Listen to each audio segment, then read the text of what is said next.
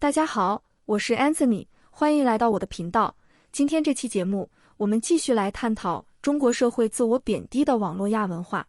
在上期视频里，我们谈到了早年在中国互联网盛行的屌丝文学，也就是个体以负面的、贬义的，甚至是侮辱性的称呼作为自我指称、自我命名的符号，并通过在网络上不断自嘲，实现宣泄和狂欢。而经过十几年的发展，屌丝叙事不仅没有消亡，反而是在职场、教育、原生家庭等各个细分领域产生了更为精细的分化，比如做题家、打工人、牛马等等词语。随着中国社会内卷化的加剧，这种自我贬低、自我投降的精神失败法，以及与之相关的发疯文学、抽象文化等等正逐渐成为主流，也印证了年轻人群体在社会结构中无力感的与日俱增。然而，我们对这种网络亚文化的反抗性和批判性也不宜高估，它尽管表达了对社会结构的某种不满和怨气，但这种不满和解构的力度和深度其实是非常有限的。不仅如此，这些自嘲的狂欢在另一种维度上，又恰恰是巩固和维系了对等级秩序的再生产的。如果非要说这种文化真正解构了什么，那么它倒是把自我的超越性和主体性给解构了。至于社会秩序和主流的意识形态，则是纹丝未动的，这也注定了它很难指向一种有意义的行动。那今天的这期视频，我们就来进一步探讨这些话语是如何隐晦地实现了对等级秩序的再生产的。开始前再说一下，如果你对今天的视频内容感兴趣，或者你有任何想找我探讨和咨询的话题，都可以联系我的邮箱预约。那继续说回我们今天的主题。首先，我们说个体参与这种集体性的自嘲，为什么能够带来快感呢？相信大家还记得，在1月4日的这期视频里，我们提到了阿尔杜塞的观点，也就是现代社会的各种意识形态对人的操控，往往不是通过直接和暴力和赤裸裸的命令，而是告诉人们，你要服从你自己的主体性，你要服从你自己。然而这种主体性，并未必是个体真正的主体性，而是意识形态塑造诱导出来的主体性，是个体误认的结果。阿尔杜塞区分了强制性国家机器以及意识形态国家机器，这两者的区别在于，强制性国家机器主要是通过暴力和强制手段来发挥功能的，比如军队、警察、法庭、监狱等等，而意识形态国家机器则主要是通过意识形态的方式来操控人的，比如学校、宗教、媒体、文化产业等等。因此，相比直接的暴力，意识形态的操控方式要更加淡化和隐蔽，也就是寻唤 interpellation。 寻唤在法语中的意思为呼喊、召唤某人。比如在军队里，军官喊你的名字，你会下意识地答道；在学校里，老师喊你的名字，你会下意识地坐直身体抬起头。这是因为军队和学校的意识形态将好士兵或者好学生的身份赋予个体，并以个体的名义发布命令。比如，你不是在服从长官和老师，你是在成为更好的自己。然而，这种身份认同和身份的建构，很多时候并非个体自主选择的结果。但是，一旦个体选择接受了这个身份，它就不再是一个自然意义的个体了。它会逐渐将意识形态的标准内化。比如，一个学生意识到，好学生就应该努力考高分，因为成绩代表能力，代表了我整个人的内在价值。于是，当这个学生违反了学校的纪律时，即便没有老师批评他，或者没有任何人注意到他，他也依然会感到内疚和痛苦。哪怕老师夸奖他，也无法抵消他的自责，因为他感到自己违背了自我。这就是个体将学校意识形态内化于心的表现。在这种情况下，个体不仅仅是遵守某种外部的规则，而是个体与评价规则完全合一，完全内化了学校评价体系的权威性和唯一性。通常来说，这种紧密的融合只有在遇到某些重大的打击和挫败时才可能产生缝隙。意识形态还会引导个体之间的互相识别。由于所有个体都被寻唤为学生，即便没有学校意识形态的监督，学生们在走出校门后，也仍然会以成绩、排名或者学历等标准来评判彼此，从而对学校意识形态进行再生产。比如看到某个人上了 top 大学，后来也很成功，就下意识地认为一定是他考上了这所大学，才让他有这样强的能力的。看到某个人没考上大学，就下意识地认为对方以后大概率也会比较失败。虽然这种判断很多时候是符合现实的，比如某个在大学因为抑郁而退学的人，在走向社会后也遭遇了许多挫折和坎坷。然而，对这种现象的解释可以是截然不同的，比如他的失败和挫折并不是因为他退学，而是整个社会对学校意识形态的认同，不断地给予他消极悲观的心理暗示，使他感到自己是一个失败者，进而使他失去了学习的自信。也就是说，如果他能生活在一个对退学非常宽容、尊重个体价值和潜力的环境中，那么即使他退学了，他也可能发展出很出色的能力。退学本身并非一个决定性因素。意识形态的再生产功能还体现在那些意识形态的叛逆者往往也没有真正逃脱出原有的体系。比如某个学生很讨厌学校的规章制度，他把所有的精力都用在了违反校规、逃课、染头发。对他而言，这么做并没有什么特别的价值，仅仅因为这些行为被学校定义为反叛者而已。然而他的生活仍然是围绕学校展开的。如果他真的对学校意识形态有深刻反思，他就应该直接把精力放在积累更重要的能力，做自己真正想做的事情上，而完全不必在意，或者只需要最低程度的在意学校的规则就好。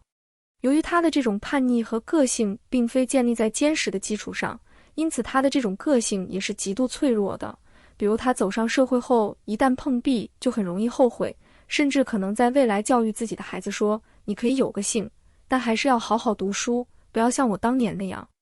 此外，意识形态还具有很强大的自我修复能力。即便某个人想要批判意识形态，也会遭遇来自意识形态的顽强抵抗。比如我们之前就介绍过，布尔迪厄批判了教育体系是如何对社会不平等实现再生产的。那么一个聪明的老师就可能对学生说，布尔迪厄对教育的批判都是深刻的、正确的，但大家要注意，布尔迪厄本身是路易大帝中学和巴黎高师毕业的，这要是在中国，就相当于从小都在海淀区 TOPS 上学的超级卷王，所以你们先考上重点高中和重点大学再说。老师的这种反驳就非常高明，一般学生到这里也就闭嘴了。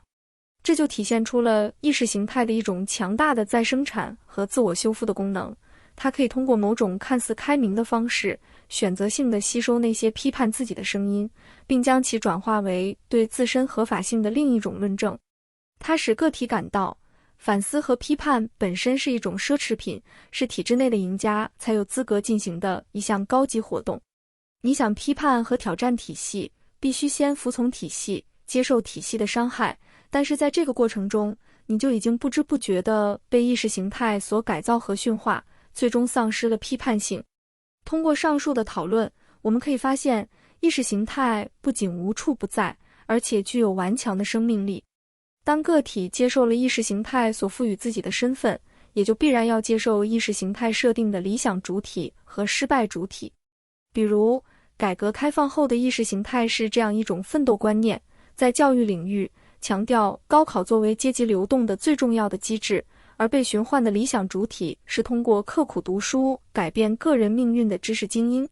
在经济领域，则是拒绝承认任何结构性问题，强调个人的世俗成就是人的唯一价值，被驯换的理想主体则是有强大的购物欲望的消费者。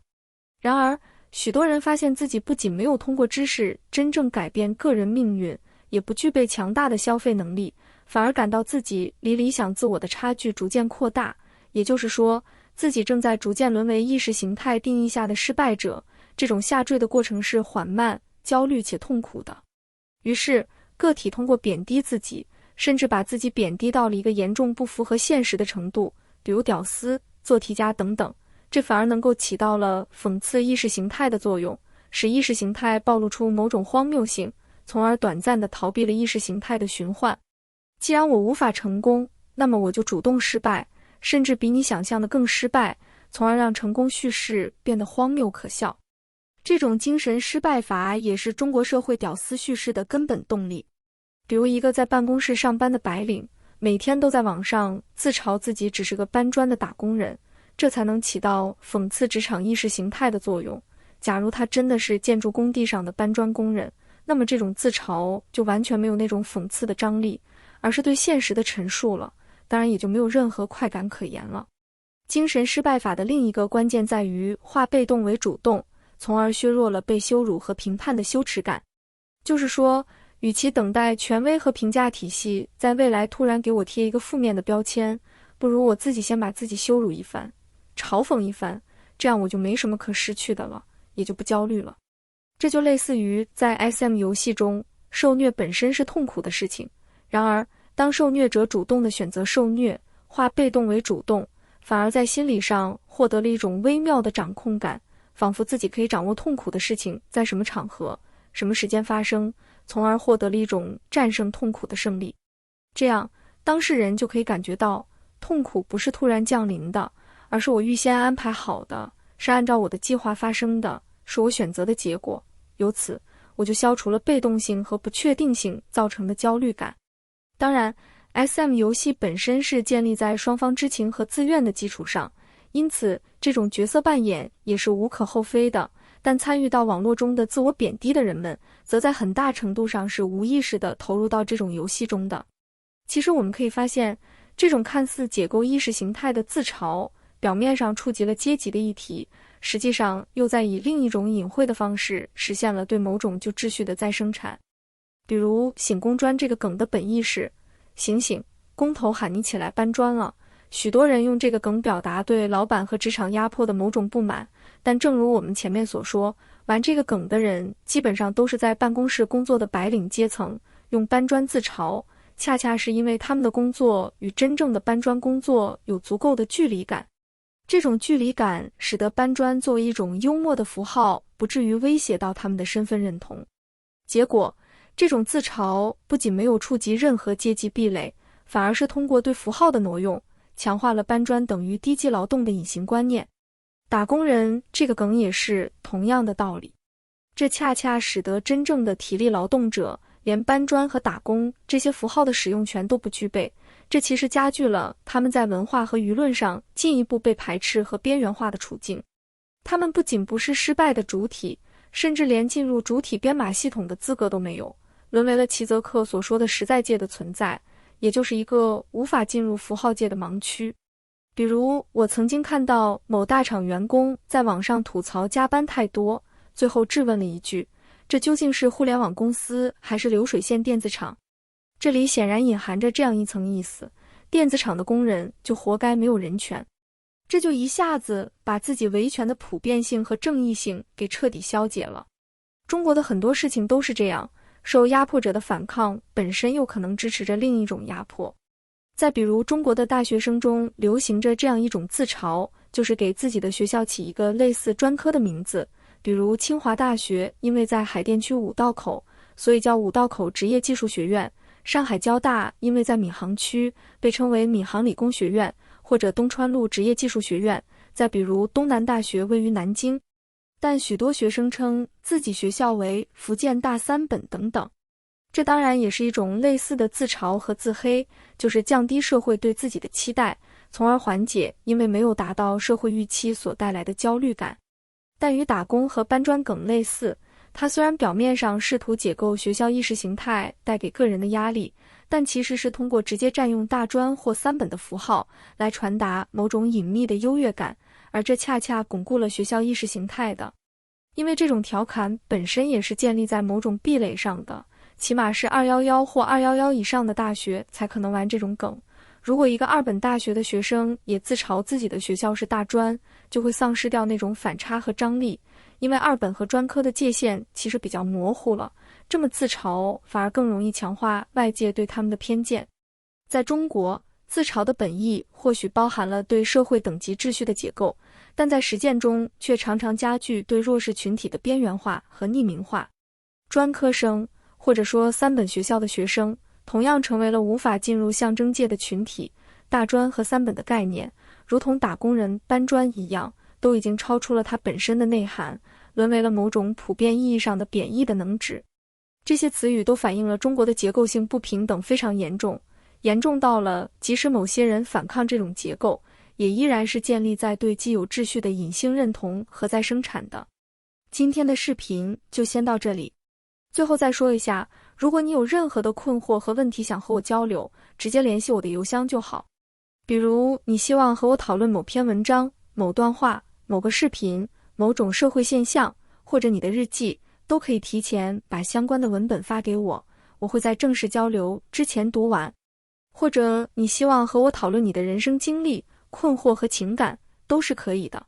如果你对隐私性、安全性、付款和通讯方式有任何疑问，也请及时告诉我。如果你无法付费或无法加入会员，也请联系我，我会提供其他方式。详情请参考这张图片。我会把这期视频放在心理与教育这个列表内，同时也推荐大家去看我这个列表内的其他视频。感谢大家的收看，再见。